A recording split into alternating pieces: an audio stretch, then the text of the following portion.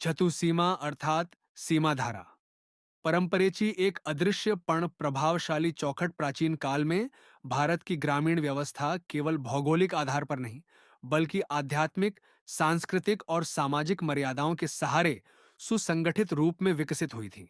इन मर्यादाओं का प्रमुख भाग था सीमा। आज जिसे हम चतुसीमा कहते हैं, उसका मूल स्वरूप सीमाधारा में निहित है। इसका जन्म प्रलय पूर्व काल में हुआ था। उस युग में जब गांवों की रचना केवल रहने के लिए नहीं बल्कि देवतांची उपस्थिती, धर्म संस्कृतीचे पालन आणि सामूहिक जीवनशैली यांच्याशी जोडलेली होती।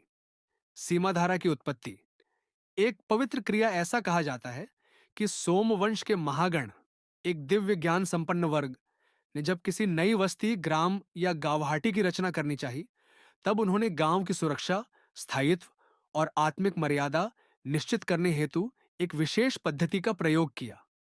उन्होंने जलते हुए गोवर, उपले का खापर, मिट्टी का पात्र अपने सिर पर रखकर चारों दिशाओं में चलते हुए उस भूभाग की परिक्रमा की, जिसे ग्राम क्षेत्र घोषित किया जाना था।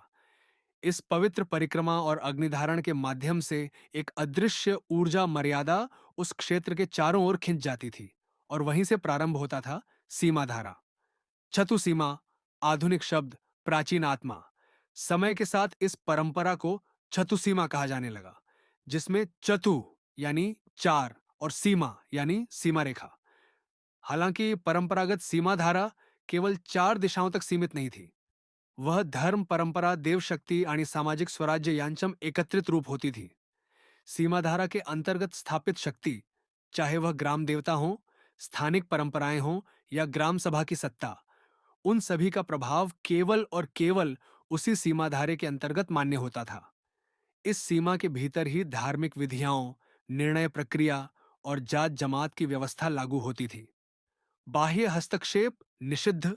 इस पवित्र मर्यादा के भीतर कोई भी बाहरी व्यक्ति, संस्था या सत्ता हस्तक्षेप नहीं कर सकती थी। यहां तक कि राजा या कोई उच्च शक्ति भी बिना ग्राम सभा की अनुमति के इसमें दखल नहीं दे सकती थी।